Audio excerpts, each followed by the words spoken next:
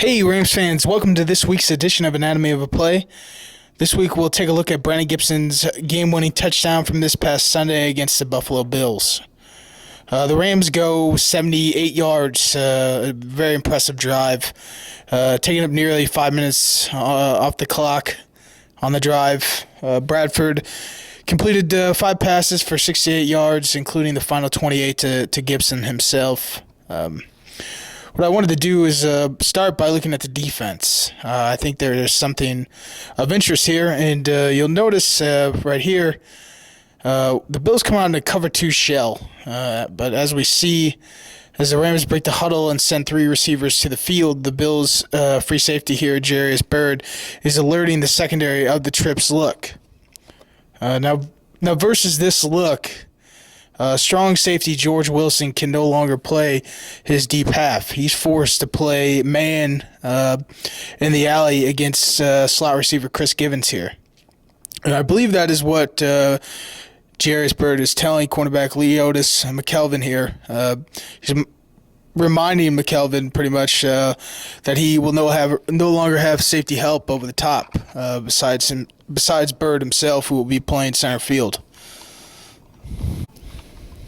Now, common sense tells us if Wilson is no longer playing half of the field, then that means neither is Jairus Byrd. Like I said, he's going to be playing a center field type cover 1 man free here. Now, where it gets interesting is whether Byrd communicated that to boundary corner Ron Brooks, who is a cornerback to the single receiver side, and he's manned up over Brandon Gibson here at the top of your screen. I'm not sure he does, and you never see on the film here before the play that he motions over there to Brooks at all. And I think there's some indications there that Brooks didn't get the message here. First, you'll notice there's certainly a difference between the leverage in which Brooks has versus Gibson at the top of your screen, and the leverage Stephen Gilmore has over Brian Quick at the bottom of the screen. Gilmore's looks like he's using inside leverage here. And that's what a corner does when he has no safety help. If he's an outside corner, he's going to want to force his receiver to the sideline and try to bottle him up there, wall him off. Now you look back up top to Brooks, and he doesn't have inside leverage. And there's some other things here, and I'm going to point out that indicate that he didn't get the change in coverage. First, he's head up. He's in a squared stance, and his eyes are on the receiver. All this suggests man coverage. But what kind of man coverage? When we see after the snap, Brooks is going to take outside leverage and move into a trail position. He's running behind Gibson, and he's looking back at the quarterback. He's playing what's called a force corner. He's going to want to funnel his receiver inside where his help is. Now, if the Bills would have stayed in cover 2, Jairus Byrd should be sitting at the top of this post route by Gibson. But because they're not, Brooks' help is not where he thought it was going to be. And we'll see here that's at least to a catch and a touchdown. Now let's take a look at Brandon Gibson and the routes on this play. As you may recall, last week we saw the Rams break the field in half with zone beaters on one side and man beaters on the other. And again, they do it here this week. The zone beaters are to the right. They form a triangle read just like last week for Bradford. And that's one base of it is Jackson's drag. The other base is Quick's stick route. And then the top of it, of the triangle here, is Givens' corner. And this triangle read gives Bradford a horizontal stretch between Jackson and Quick, and also a vertical stretch with a high-low read between Givens and Quick. The man beater side is to the right, to the left. It will feature a deep dig route by Austin Pettis, who's coming from the other side of the formation, and a post by Brandon Gibson behind it. These routes complement each other by putting free safety Jairus Byrd in a bind. So let's look at Brandon Gibson's post route on this play. He does three things I really like here that lead to this game winner. First, he wins at the line of scrimmage. Secondly, he runs a precise route at proper depth. And third, his catching ability. Any key to a route for a receiver is going to be to win at the line of scrimmage. And that all starts with your release. Gibson here is going to have a skip release. Now, part of that is a timing mechanism. As I say, his post is complemented by the underneath dig route by Austin Pettis. So he doesn't want to sprint out off this release. He's trying to time up the routes here. And another reason he's going to skip out is because he's reading the defender, trying to determine what coverage he's getting. For the most part, the corner here is staying square, and this is thus suggesting man coverage. So what Gibson does here is, on this post, is he wants to take an inside release. He doesn't want to get walled off to the sideline and then try to run the post back into the middle of the field. So what he does is he skips out and he closes the cushion on Brooks that Brooks has given him. And what he's going to do is jab step opposite. That's going to force Brooks to open his hips up. He's no longer staying square.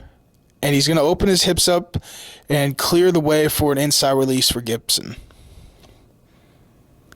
The next thing he does here very well is run a precise route.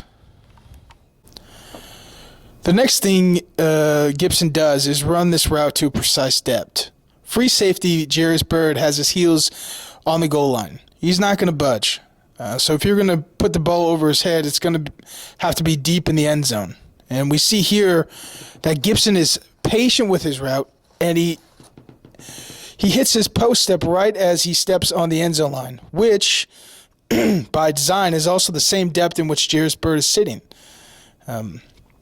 So it's a great read by Gibson here, determining the depth of the route. And then finally, the catch itself. Now you're probably thinking it's a body catch, and you'd be right, but it's supposed to be.